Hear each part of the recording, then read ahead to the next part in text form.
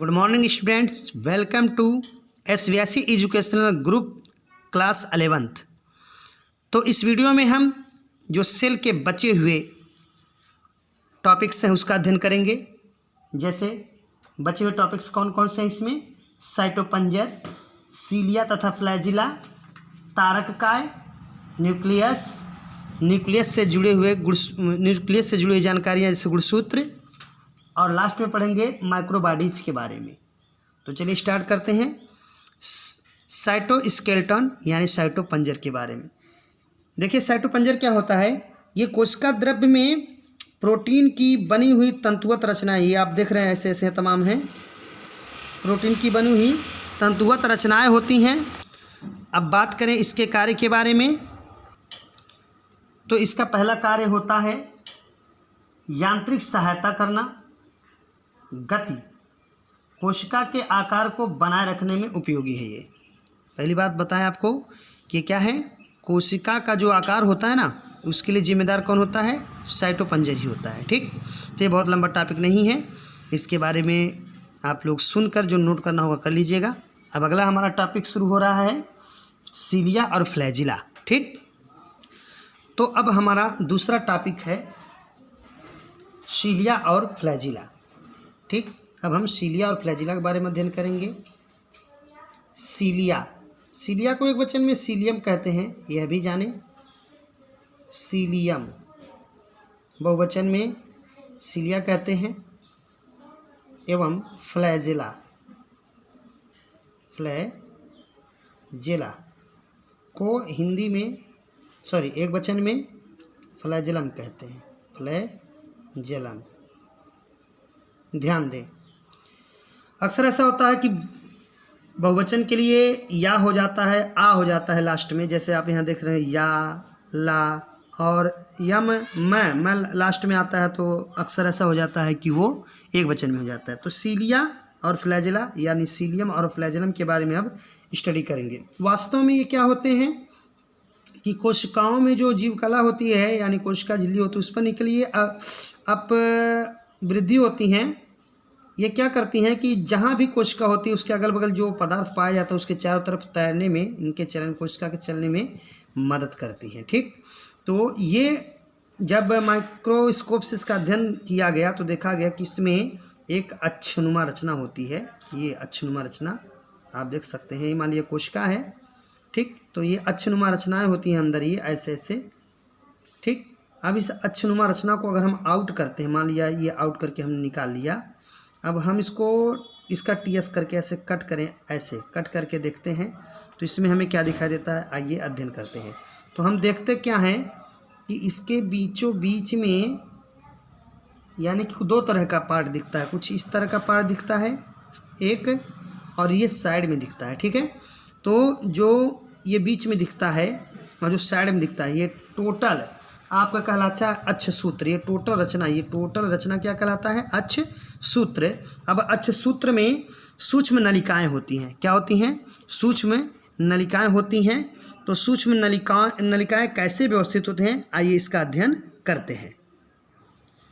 तो इसमें हम देख सकते हैं कि इसमें दो भाग दिखाई दे रहा है, एक केंद्रीय भाग और एक परिधीय भाग। तो केंद्रीय भाग हो या परिधीय भाग, दोनों भाग में सूक्ष्म नलिकाएं व्यवस्थित रहती हैं। कैसे व्यवस्थित रहती हैं इसको जाने। देखिए सूक्ष्म नलिकाएं हैं और ये सूक्ष्म नलिकाएं, केंद्रीय भाग में दो सूक्ष्म नलिकाओं से बनी नलिकाएं होती हैं जो एक दूसरे से सेतु द्वारा जुड़ी होती है। ठीक है, जो एक दूसरे से सेतु द्वारा जुड़ी होती है। तो इस प्रकार की हम जो है नलिकाओं को, सूक्ष्म नलिकाओं को कहेंगे केंद्रीय सूक्ष्म नलिकाएं। क्या कहेंगे? केंद्रीय सूक्ष्म नलिकाएं। ध्यान से सुना करें और लिख लिया करें। ठीक, केंद्रीय सूक्ष्म नलिकाएं। और जो यहाँ साइड पर होती हैं सूक्ष्म नलिकाएं, ऐसे ही रहती हैं, ऐसे ऐसे ही, तो उसको ऐसे बना देते हैं। और प्राय होता क्या कि एक सूक्ष्म नलिका से एक और सूक्ष्म नलिका आकर अटैच रहती है इस प्रकार से। और यह 9 की संख्या में होती है। कितनी की संख्या में होती है? 9 की संख्या में। देखिए 9 की संख्या में इस तरह से ये होती हैं। तो इस प्रकार से परिधीय भाग में 9 इनकी संख्या होती है। इन्हें हम परिधीय सूक्ष्म नलिकाएं कहते हैं। परिधीय सूक्ष्म नलिकाएं कहते हैं। तो परिधीय सूक्ष्म नलिकाएं हो गई। अब जो केंद्रीय सूक्ष्म नलिकाएं होती है, इसके चारों तरफ आवरण पाया जाता है। क्या पाया जाता है? आवरण पाया जाता है, जिसे हम केंद्रीय आवरण या केंद्रीय आच्छद कह सकते हैं।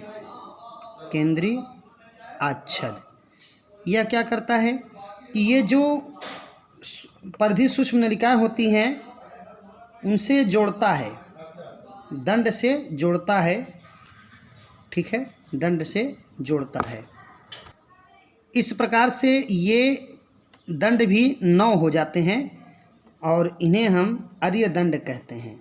अरीय दंड कहते हैं। ठीक, और ये जो 9 सूक्ष्म नलिकाएं होती है एक दूसरे से ये जो है सेतु द्वारा फिर जुड़ती हैं। ठीक, एक दूसरे से सेतु द्वारा जुड़ती हैं। ठीक है, तो इस सेतु को हम अंतराद्विक सेतु कहते हैं। अंतराद्विक सेतु, अंतराद्विक सेतु, अंतराद्विक सेतु कहते हैं। चूँकि केंद्रीय भाग में 2 और परिधीय भाग में 9 सूक्ष्म नलिकाएं होती हैं, तो इसलिए इस प्रकार की व्यवस्था को हम कहते हैं 9+2 प्रणाली। परीक्षा में पूछा जा सकता है आपसे, दिमाग में रखेंगे 9+2 प्रणाली। ठीक, तो अब इसके कार्य की बात कर लें तो ये आप नाम से ही स्पष्ट है, पहले से ही फ्लैजिला और क्या कहते हैं सीलियम के बारे में आप जानते होंगे। तो इनका मुख्य कार्य वही है, गति, कोशिका को गति देना। ठीक, तो ये इनका मुख्य कार्य था। अब आइए तीसरे टॉपिक की बात करते हैं, तारक काय। तो आइए चर्चा करते हैं तारक काय सेंट्रोसोम की। तो इसकी खोजकर्ता कौन है? T Boveri. इन्होंने 1888 में कोशिका में तारक काय की खोज किया था। बात करें ये किसमें पाया जाता है, तो प्लांट सेल को छोड़कर, प्रायः प्लांट सेल को छोड़कर लगभग सभी प्रकार के सेल्स में पाया जाता है। जैसे एल्गी में पाया जाता है, शैवाल में पाया जाता है, जंतु कोशिका में पाया जाता है। ठीक, तो आइए अब इसके स्ट्रक्चर की बात करते हैं। इसका जो स्ट्रक्चर होता है वह लगभग इसके पहले जो हमने पढ़ा सिलिया और फ्लैजिला, तो उससे मिलता जुलता है, क्योंकि सिलिया या फ्लैजिला का आधारी भाग यही होता है। ठीक, तो आइए इसके स्ट्रक्चर के बारे में पढ़ते हैं। Structure of centrosome, structure of centrosome. आप लोग ज़्यादा जो मैं बोलता हूँ उसको सुनकर नोट का अपना बना लिया करें। तो इसमें भी मुख्य 2 भाग होते हैं। एक भाग होता है केंद्र में, जिसे हम धुरी कहते हैं, हब कहते हैं, धुरी। ठीक, और इसके चारों तरफ प्रोटीन की ही बनी एक विशेष प्रकार की प्रोटीन ट्यूब्यूलिन की त्रिक व्यवस्था होती है। त्रिक व्यवस्था का मतलब हुआ कि 3 सूक्ष्म नलिकाएं होती हैं, तंतुवत नलिकाएं होती हैं, और इनकी भी व्यवस्था 9 की संख्या में होती है। 9 की संख्या में होती है। और यह त्रिक व्यवस्था 1 2 3 4 5 6 7 यूँ कर लें, 8 यूँ कर लें, 9, तो ये होती हैं। और ये सूक्ष्म नलिकाएं जो होती हैं ये कैसे अटैच रहती हैं एक दूसरे से, उसको देखते हैं। तो देखिए ये इस प्रकार से एक दूसरे से अटैच रहते हैं। ठीक, ये पूरी रचना जब बन जाएगी तो आप देखेंगे क्या कि यह जो बैलगाड़ी का पहिया होता है उसकी तरह से यह दिखता है। ठीक, तो इस प्रकार से ये एक दूसरे से अटैच रहते हैं। और धुरी भाग से ये इस प्रकार से ऐसे अटैच रहते हैं। ठीक, ऐसे अटैच रहते हैं, धुरी भाग से ऐसे अटैच रहते हैं। ये पूरा फिगर बढ़िया से अगर बनाया जाए तो एकदम पहिया की तरह दिखता है ये। तो परिधीय सूक्ष्म नलिकाएं जो ट्यूब्यूलिन से बनी होती हैं, परिधीय सूक्ष्म नलिकाएं किससे बनी होती हैं? ट्यूब्यूलिन ठीक, की बनी होती हैं। अब बात करें ये मुख्य रूप से इसमें 2 भाग पाए जाते हैं। इसके 2 भाग पाए जाते हैं। तो एक होता है इसका तारक केंद्र।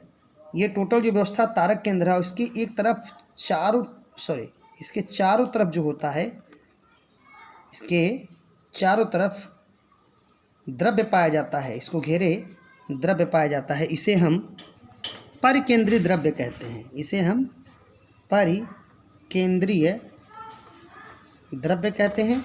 अब बात करें इस पर कोई कला पाई जाती है क्या, कोई आवरण पाया जाता है क्या? नहीं, तो इस पर किसी भी प्रकार का आवरण नहीं पाया जाता है। तो यह था रचना आपका तारक काय का, सेंट्रोसोम का। अब बात करेंगे इसके कार्य की। तो इसका देखिए प्रमुख कार्य क्या क्या इंपॉर्टेंट कार्य हैं इसके, पहला, दूसरा और तीसरा, 3 कार्य मैं बता रहा हूँ आपको। पहला, शुक्र जनन में शुक्राणुओं का जो पूंछ होता है ना, जैसे शुक्र जनन आपको पढ़ाया जाएगा। शुक्र जनन क्या है थोड़ा सा बता देते हैं। शुक्राणुओं के निर्माण की प्रक्रिया शुक्र जनन है। शुक्राणु तो आप जानते होंगे ये नर युग्मक होता है, ठीक।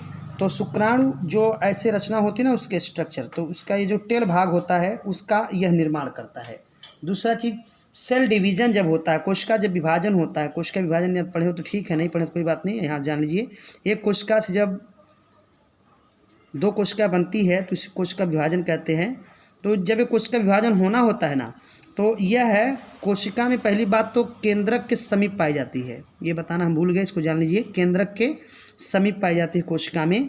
तो उस समय ये अपने अंदर से ऐसे ऐसे तर्क तंतु का निर्माण करती है। यहाँ दूसरे कोशिका हम बता रहे हैं ये केंद्रक है, ये मान लो तारक काय है, तो अपने अंदर से तर्क तंतु का ऐसे निर्माण करती है, ठीक है, कोशिका विभाजन के समय, जो बहुत काम की चीज़ है कोशिका विभाजन में। और तीसरा काम है सीलिया और फ्लैजिला का निर्माण करना तथा उसे आधार प्रदान करना। यानी जो इसके पहले हम लोग जो सीलिया पढ़े हैं उस सीलिया को ये आधार देता है तथा उसका निर्माण करता है। तो ये था हमारा तारक काय। अब अगला टॉपिक हमारा है केंद्रक। तो आइए केंद्रक का अध्ययन करते हैं। तो जो केंद्रक होता है इसकी खोज रॉबर्ट ब्राउन ने किया था। सेल बनाते वक्त केंद्रक कहाँ होता है मैंने बताया था, थोड़ा सा इसका इंट्रोडक्शन भी दिया था। फिर जानिए कि यह कोशिका का ब्रेन होता है। This is called the brain of cell. कोशिका का ये मस्तिष्क का काम करता है। जैसे मनुष्य के मस्तिष्क के बिना मनुष्य के सारे कार्य नियंत्रण में नहीं रह सकते हैं, उसी तरह से इसका जो केंद्रक होता है वो कोशिका के सारे कार्यों पर लगभग नियंत्रण रखता है। तो चलिए केंद्रक के स्ट्रक्चर की बात करें। कि केंद्रक होता कैसा है। तो पहली बात कि इसके चारों तरफ समांतर झिल्लियों की दोहरी झिल्ली जो समांतर होती है एक दूसरे से पाई जाती हैं, और जगह जगह इसमें छिद्र पाए जाते हैं।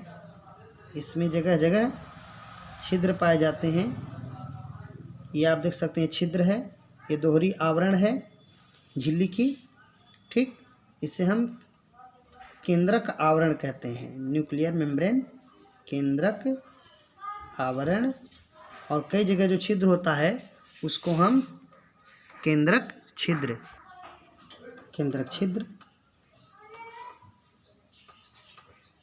कहते हैं। और इसमें एक या अधिक रचनाएं पाई जाती हैं, गाढ़ी गाढ़ी सी रचनाएं, इन्हें हम केंद्रिका कहते हैं। और इसमें आपस में उलझे सुलझे प्रोटीन की जालिका युक्त तंतुवत रचना पाई जाती है। इसे हम कहते हैं क्रोमैटिन धागे। वेरी इंपॉर्टेंट, क्रोमैटिन धागे जो आगे चलकर गुणसूत्र का निर्माण करता है। इसके बारे में इसी वीडियो में हमको पढ़ना है, गुणसूत्र के बारे में। और इसमें भरे हुए तमाम पदार्थ केंद्रक द्रव्य होते हैं, ठीक, केंद्रक द्रव्य। तो ये केंद्रक का स्ट्रक्चर हुआ। आइए थोड़ा थोड़ा सबके कार्यों के बारे में जानते हैं। तो ये जो बाहर होता है केंद्रक झिल्ली, ये दोनों झिल्लियों के बीच रिक्त स्थान है, देख रहे हैं आप ऐसे से, ये रिक्त स्थान है ये सब, ठीक। इस रिक्त स्थान को हम परिकेंद्रकी अवकाश कहते हैं। परिकेंद्रकी अवकाश कहते हैं। इसका कार्य होता है कि यह मान लो यह कोशिका है और ये कोशिका में जो है पाया जा रहा है केंद्रक, तो ये कोशिका द्रव्य है कोशिका में, तो कोशिका द्रव्य ये बीच में केंद्रक द्रव्य, ये साइड में सब क्या है कोशिका द्रव्य। तो केंद्रक द्रव्य और कोशिका द्रव्य के बीच में परिकेंद्रीय अवकाश क्या करता है, अवरोध उत्पन्न करता है कि अनावश्यक किसी भी पदार्थों का आना जाना ना हो, और पदार्थों के आने जाने के लिए बनाया गया है केंद्रक छिद्र। ठीक, तो चलिए थोड़ा सा और चर्चा करें। जो इसकी बाहरी झिल्ली होती है प्राय इस पर राइबोसोम के कण भी लगे रहते हैं, और ये जो होते हैं बाह्य झिल्ली, इसी से आप लोग पढ़ें इसके पहले अंतर्द्रव्यी जालिका, वो इसी झिल्ली से जुड़ी रहती है। जब भी जुड़ी होती है तो बाह्य झिल्ली से ही जुड़ी रहती है। और दूसरी बात है इस पर राइबोसोम के कण इस पर भी पाए जाते हैं, अंतर्द्रव्यी जालिका पर भी। ठीक, तो केंद्रक छिद्र के कार्य की बात करते हैं।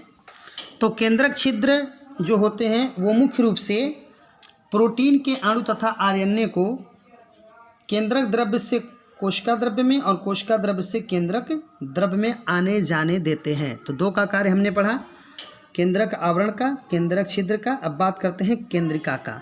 तो केंद्रिका पर पहली बात तो कोई आवरण नहीं होती, जो अंदर केंद्रिका पाई जा रही है उस पर कोई भी आवरण नहीं होती। इसी वजह से इस केंद्रिका का जो पदार्थ होता है वह है केंद्रक द्रव्य से सीधे संपर्क में रहता है। ये है केंद्रक द्रव्य, ये सब क्या है केंद्रक द्रव्य, उससे सीधे संपर्क में रहता है। यहाँ पर अपनी सारी जैव रासायनिक क्रियाएँ इन एक दूसरे के सहयोग से होती रहती हैं। जो ये केंद्रिका होती है, केंद्रिका का प्रमुख कार्य क्या होता है इसको जाने। ये केंद्रिका जो होती है यहीं पर आरएनए का निर्माण होता है। आरएनए, राइबोसोमल आरएनए 3 प्रकार का होता है, ट्रांसफर आरएनए, राइबोसोमल आरएनए और मैसेंजर आरएनए। तीनों को ऐसे व्यक्त करते हैं, यहाँ पर हम कहीं लिख देते हैं, यहाँ लिख देते हैं आरएनए, ट्रांसफर आरएनए और मैसेंजर आरएनए। जब आरएनए भी केवल हम पढ़ेंगे सिर्फ आरएनए के बारे में, तो वहाँ पर इनकी चर्चा विस्तृत रूप से होगी। तो ये हुआ आरएनए, मतलब ये आरएनए का प्रमुख स्थल है, बहुत इंपॉर्टेंट होता है। और जिनमें प्रोटीन ज़्यादा निर्माण करना रहता है, जिन कोशिकाओं को, ऐसी कोशिकाओं में ये जो होती है केंद्रिका बहुत अधिक पाई जाती है, ताकि अधिक से अधिक प्रोटीन्स बन सकें, और ये प्रोटीन निर्माण में ही बहुत उपयोगी होता है। तो ये 3 का हम चर्चा कर चुके, केंद्रक आवरण, केंद्रक छिद्र, केंद्रिका। अब चर्चा होगी हमारा मोस्ट इम्पोर्टेंट जो चौथा है, वो है क्रोमैटिन धागे। क्रोमैटिन धागे जो होते हैं यह अनुवांशिक पदार्थ का काम करते हैं। ये क्रोमैटिन धागे जो होते हैं ढीली ढाली अवस्था में जब तक ये रहते हैं तब तक कोशिका की सामान्य अवस्था में इन्हें हम क्रोमैटिन धागे कहते हैं। यही गुणसूत्र का निर्माण करते हैं। तो चलिए अब अध्ययन करेंगे गुणसूत्र, ठीक, अगले पेज पर। तो स्टूडेंट्स अब चर्चा करते हैं कि गुणसूत्र क्या होते हैं। तो आप इसकी परिभाषा सुनकर लिख लेंगे। कोशिका विभाजन के समय क्रोमैटिन धागे, जो आपने देखा, एक बार थोड़ा सा चित्र को बनाते और समझाते चलो तो काफ़ी बेहतर होगा। ये मान लिया कोशिका है और ये मान लिया उसका केंद्रक है, उसमें मान लिया क्रोमैटिन धागे हैं, ठीक। तो जब ये कोशिका विभाजन का टाइम आता है, जैसे ऐसे कोशिका कुछ ऐसे बढ़ती जाती है, बीच से धंसती है और फिर कुछ और धंस जाती है, और अंत में 2 कोशिकाएं यहाँ से बीच से कटकर अलग हो जाती हैं। तो ये कोशिका विभाजन होता है। तो उसी समय, लेकिन कोशिका विभाजन की कई प्रावस्थाएं होती हैं, कई चरण में होता है। तो किस चरण में, किस प्रावस्था में, तो आपको ये हम बता दें, जैसे पूर्वावस्था, मध्यावस्था, पश्चावस्था, अंत्यावस्था, ऐसे तमाम अवस्थाएं आती हैं। जब कोशिका विभाजन आप पढ़ेंगे तो उसमें ये सारी अवस्थाओं की चर्चा होगी। फिलहाल मध्यावस्था में इसके यह गुणसूत्र का निर्माण होता है क्रोमैटिन धागे से, ठीक, इनसे। तो चलिए एक बार फिर मैं अच्छे से बोल रहा हूँ, जरा ध्यान से आप लोग सुनकर राइट कर सकते हैं इसकी परिभाषा कि कोशिका विभाजन के समय क्रोमैटिन धागे आपस में उलझकर सुलझकर एक क्षणनुमा रचना बना लेते। देखिए क्षणनुमा रचना है, ये देखिए क्षणनुमा रचना है, क्षणनुमा रचना बना लेती हैं, ठीक। इसी को हम गुणसूत्र कहते हैं। अब इस क्षणनुमा रचना को जब जूम करके देखते हैं तो तो ये कैसी दिखाई देती है, आइए अब इसकी चर्चा करते हैं, यानी इसके स्ट्रक्चर के बारे में। हाँ, थोड़ी सी बात यहाँ पर जो राइट किया हूँ ज़रा उसको समझ लें। गुणसूत्र की खोज वैज्ञानिक स्ट्रासबर्गर ने 1875 में किया था, जबकि गुणसूत्र को क्रोमोसोम नाम देने वाले वैज्ञानिक थे वाल्डेयर, जो 1888 में, और सटन तथा बोवेरी, दो वैज्ञानिक एक साथ संयुक्त रूप से 1902 में यह सिद्ध किया कि ये जो गुणसूत्र होते हैं वो आनुवांशिक लक्षणों को किसी माता पिता से उनकी संतानों में ले जाते हैं। ठीक, ये बहुत इंपॉर्टेंट बात इन्होंने कहा था सटन और बावेरी ने। ठीक, तो आइए अब इसके स्ट्रक्चर की बात करें, यानी कि structure of chromosome, structure of chromosome. ठीक, तो अब स्ट्रक्चर ऑफ क्रोमोसोम यानी कि अब स्ट्रक्चर पढ़ेंगे हम क्रोमोसोम का। फ्रेंड्स, हम लोगों ने देखा कि गुणसूत्र की क्या परिभाषा होती है, इसको बताया गया। अब हम देखेंगे स्ट्रक्चर ऑफ क्रोमोसोम्स यानी गुणसूत्र की रचना कैसी होती है, इसके बारे में जानेंगे। तो देखिए, गुणसूत्र में एक पेलिकिल आवरण होता है, सबसे बाहर की तरफ पेलिकिल आवरण होता है, और गुणसूत्र जब पहली बार कहीं मुड़ता है, जैसे यहाँ पर मुड़ रहा है, इस पर गौर करेंगे, ऐसे मुड़ रहा है ये, ठीक है। तो जब पहली बार मुड़ता है तो इसको हम कहते हैं, इतने एरिया को कहते हैं प्राथमिक संकीर्णन, प्राथमिक संकीर्णन, संकीर्णन। ठीक, और इसमें जो होता है, दो पतले धागे के समान आपस में सटे हुए रचनाएं पाई जाती हैं। आप दो, एक तरह से पट्टी की तरह दिख रहा है आपको, एक ये दिख रहा होगा, एक को मैं कलर कर दूं ताकि दूसरा अभी समझ में आए, ऐसे ऐसे, और दूसरा आपको दिख रहा होगा। इसे हम क्रोमैटिड कहते हैं, इसे हम क्रोमैटिड कहते हैं। क्रोमैटिड में महीन धागे, लंबे लंबे धागे में रचनाएं होती हैं, इसे हम कहते हैं क्रोमोनीमेटा, क्रोमोनीमेटा। ठीक, क्रोमोनीमेटा। और गुणसूत्र, ये जो प्राथमिक संकीर्णन देख रहे हैं आप, यही होता है गुणसूत्र बिंदु। क्या होता है? गुणसूत्र बिंदु, गुणसूत्र बिंदु। बहुत बार परीक्षा में पूछा हुआ है, इसका चित्र भी बहुत इंपॉर्टेंट है, इस समय बहुत इंपॉर्टेंट चीज़ चल रही है, जिसे हम कहते हैं सेंट्रोमियर। इसको हम कहते हैं सेंट्रोमियर, इम्पोर्टेंट है। और सेंट्रोमियर यानी गुणसूत्र बिंदु कहते हैं, प्राथमिक संकीर्णन पर ये होता है। उसके बाद फिर इसकी गुणसूत्र की दूसरी भुजा बनती है, और इधर भी वही व्यवस्था रहती है जो यहाँ पर व्यवस्था होती है, यानी कि वही क्रोमैटिड, वही क्रोमोनीमेटा। इन्हीं क्रोमोनीमेटा पर दाने दाने, मोती के दाने के समान क्रोमोमियर पाया जाता है। जो रचना पाई जाती है उसको कहते हैं क्रोमोमियर, क्रोमोमियर। पहले तो ये था कि गुणसूत्र माता पिता के लक्षणों को ले जाता है, सही है, लेकिन गुणसूत्र में और कोई इकाई है जो ये काम करती है, यानी कि आनुवंशिक लक्षण को ले जाने का कार्य। तो ऐसा है कि वह काम क्रोमोमियर ही करता है। ठीक, जिसे आमतौर पर हम डीएनए भी कहते हैं, अर्थात डीएनए इसी में होता है। ठीक, तो चलिए अब बात करते हैं कि इसमें ऐसे ऐसे इसका आधारी पदार्थ भरा होता है, मैट्रिक्स इसका इसमें भरा होता है, मैट्रिक्स। परीक्षा में ये चित्र कई बार पूछा है, इसको आप लोग अभ्यास कर डालेंगे। कभी कभी कुछ गुणसूत्रों में द्वितीयक संकीर्णन होता है, जैसे यहाँ पर हुआ है ना, तो कभी कभी कुछ गुणसूत्रों में द्वितीयक संकीर्णन हो जाता है, जिससे एक और भुजा बन जाती है। ठीक है, तो इस बनने वाली नई भुजा को हम सैटेलाइट कहते हैं। क्या कहते हैं? सैटेलाइट। इसको कहेंगे द्वितीयक संकीर्णन, द्वितीयक संकीर्णन। ठीक, और ये जो है फिर आगे बढ़कर सैटेलाइट में प्रवेश कर जाता है, ये जो दोनों क्रोमैटिड हैं। ठीक, और इस प्रकार के गुणसूत्र को कहते हैं सैट गुणसूत्र। क्या कहते हैं? सैट गुणसूत्र। जब परीक्षा में कहेगा कि एक स्वच्छ नामांकित गुणसूत्र का चित्र बनाइए, तो आप यह भी बना सकते हैं अथवा इसको हटाकर भी बना सकते हैं। ठीक, तो यह एक गुणसूत्र की संरचना है। अब बात करेंगे इसके प्रकार की कि यह कितने प्रकार का होता है। ठीक, तो गुणसूत्र के प्रकार की बात करें तो ध्यान देंगे दो बात, लाइन ध्यान से सुनिएगा। गुणसूत्र बिंदु की स्थिति के आधार पर, यानी कि यह गुणसूत्र बिंदु कहाँ रहता है इस गुणसूत्र में, उस आधार पर यह 4 प्रकार का हो जाता है।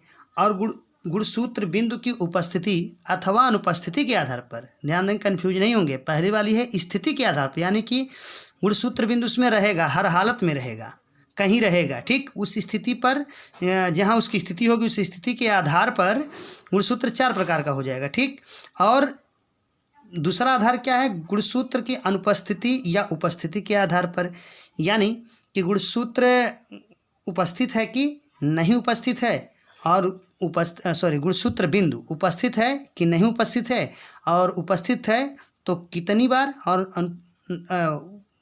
कितनी बार। ठीक, तो चलिए अब बताते हैं पहले स्थिति के आधार पर। तो गुणसूत्र बिंदु के स्थिति के आधार पर यहाँ पर हम लिख देते हैं, आप सुने तो हैं ही, स्थिति के आधार पर। किसके स्थिति के आधार पर? गुणसूत्र बिंदु, यानी इसको लिखना है सेंट्रोमियर, सेंट्रोमियर के स्थिति के आधार पर। ठीक, तो ये हमारा हेडिंग है। तो कितने प्रकार का हो जाएगा? 4 प्रकार का। कितने प्रकार का? 4 प्रकार का। जो पहला होगा वो होगा आपका मेटासेंट्रिक, उसको बोलेंगे मेटासेंट्रिक। ठीक है, बहुत आसान है, टफ नहीं है। मेटासेंट्रिक का मतलब होता है कि जब गुणसूत्र बिंदु गुणसूत्र के बिल्कुल बीचों बीच रहेगा। मान लिया यह गुणसूत्र है और यहाँ पर बिल्कुल बीचों बीच में जब गुणसूत्र बिंदु रहेगा, देखिए गुणसूत्र बिंदु है, गुणसूत्र के बिल्कुल बीच में है। दूसरा हमारा है सब मेटासेंट्रिक, सब मेटासेंट्रिक। ठीक, अब सब मेटासेंट्रिक मतलब जो मध्य से थोड़ा सा हटकर, जैसे मान लीजिए गुणसूत्र है तो आप देख रहे हैं कि ये मध्य यहाँ था, तो ये गुणसूत्र बिंदु थोड़ा सा एक साइड में हटा हुआ है, तो इस स्थिति वाले गुणसूत्र को हम कहेंगे सब मेटासेंट्रिक। और तीसरा हमारा है एक्रोसेंट्रिक, बोलते हैं एक्रोसेंट्रिक। तो एक्रोसेंट्रिक क्या होगा कि मध्य बिंदु से काफ़ी दूर हो जाएगा गुणसूत्र बिंदु और लगभग सिरा की तरफ पहुंच जाता है। मान लिया गुणसूत्र बिंदु है और ये है, और ये देखिए मध्य बिंदु से, ये मध्य बिंदु यहाँ कहीं था तो काफ़ी दूर हो गया है, और ये दूसरी भुजा की तरफ पहुंचा हुआ है गुणसूत्र बिंदु। ठीक है, तो इस प्रकार गुणसूत्र को कहेंगे एक्रोसेंट्रिक। और लास्ट में हमारा है टीलोसेंट्रिक या फीबोसेंट्रिक। चौथा टीलोसेंट्रिक या इसी को बोलते हैं फीबोसेंट्रिक, फीबोसेंट्रिक। ठीक, तो टीलोसेंट्रिक या फीबोसेंट्रिक का मतलब होता है कि गुणसूत्र बिंदु एकदम सिरे पर चला जाएगा और दूसरी भुजा क्या होगी? गायब हो जाएगी। तो यहाँ पर है गुणसूत्र बिंदु, गुणसूत्र बिंदु। ध्यान दें, अगर लिखने में आपको कोई प्रॉब्लम हो रही हो, मतलब यहाँ पर मुझे लिखने में अगर आपको हमारा लिखा हुआ पढ़ने में प्रॉब्लम हो रहा है तो आप सुन भी रहे हैं, उस पर भी ध्यान दीजिएगा। ठीक, तो ये हुआ सेंट्रोमियर की स्थिति के आधार पर। अब बात करेंगे सेंट्रोमियर की उपस्थिति अथवा अनुपस्थिति के आधार पर। तो सेंट्रोमियर की उपस्थिति अथवा अनुपस्थिति के आधार पर, अनुपस्थिति के आधार पर, तो ये इस आधार पर भी हमारा 4 प्रकार का हो जाता है। 1 2 3 4। तो पहला हमारा होगा एसेंट्रिक। एसेंट्रिक बोले तो ऐसा गुणसूत्र जिसमें गुणसूत्र बिंदु है ही नहीं। ठीक, और दूसरा हमारा हो जाएगा मोनोसेंट्रिक। मोनोसेंट्रिक, मोनो मतलब एक, ऐसा गुणसूत्र जिसमें एक गुणसूत्र बिंदु हो। ठीक है, एक गुणसूत्र बिंदु केवल हो। तीसरा हो जाएगा डाइसेंट्रिक। डाइसेंट्रिक का मतलब ये हुआ कि जिसमें गुणसूत्र बिंदु 2 बार उपस्थित होगा। ठीक है, जिसमें गुणसूत्र बिंदु क्या बार उपस्थित? 2 बार, 1 2। ठीक, और लास्ट वाला हमारा होगा पॉलीसेंट्रिक। जब 2 से अधिक होगा तो तुरंत बोल देंगे पॉलीसेंट्रिक। यानी ऐसे भी गुणसूत्र होते हैं जिसमें कई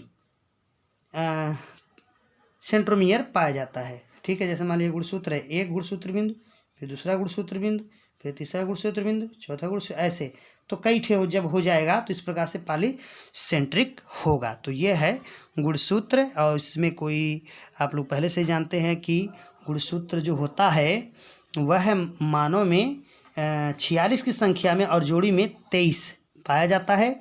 और अगर एक कोशिका में 46 जो गुणसूत्र होते हैं उसमें सभी डीएनए की बात करें तो अगर एक कोशिका में 46 गुणसूत्रों की डीएनए की बात करें तो उसकी लंबाई लगभग 2 मीटर की हो जाती है। जी हाँ, आपने सही सुना कि एक कोशिका में 46 गुणसूत्रों की टोटल डीएनए को मिला दिया तो उसकी लंबाई लगभग 2 मीटर हो जाती है। कार्य की बात करें तो कार्य तो सबसे इम्पोर्टेंट इसका जो वर्क है वो यही है, अनुवांशिक लक्षणों का वाहक। यानी कि अनुवांशिक लक्षण का ये क्या करता है, वाहक होता है जो माता पिता के लक्षणों को उनकी संतानों में ले जाता है। ठीक, अब छोटा सा 10 सेकंड का एक छोटा सा टॉपिक और है इस चैप्टर का लास्ट टॉपिक। ध्यान देंगे, इस चैप्टर का लास्ट टॉपिक है माइक्रोबॉडीज या सूक्ष्मकाय कहते हैं।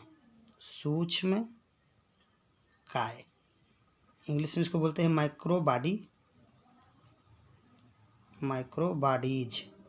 ठीक है, तो माइक्रोबॉडीज क्या होते हैं, वास्तव में कोशिका में जगह जगह पर कई जगह है एंजाइम से भरी कई थैलियाँ पाई जाती हैं जो झिल्ली से आवृत रहती हैं। ये मान लिया झिल्ली है, ठीक, और इसमें क्या भरा रहता है, एंजाइम से भरा रहता है। और इन एंजाइम्स का बहुत इंपॉर्टेंट वर्क होता है पूरी कोशिका में, जहाँ ज़रूरत पड़ती है वहाँ पर एंजाइम्स देते रहते हैं। इन्हीं पैकेट्स को हम कहते हैं सूक्ष्मकाय या माइक्रोबॉडीज। तो आपका सेल चैप्टर समाप्त हुआ। अब आपको इसके बाद जो है अगला वीडियो आपको नेक्स्ट चैप्टर का नेक्स्ट वीडियो में आपको बताया जाएगा। Thank you.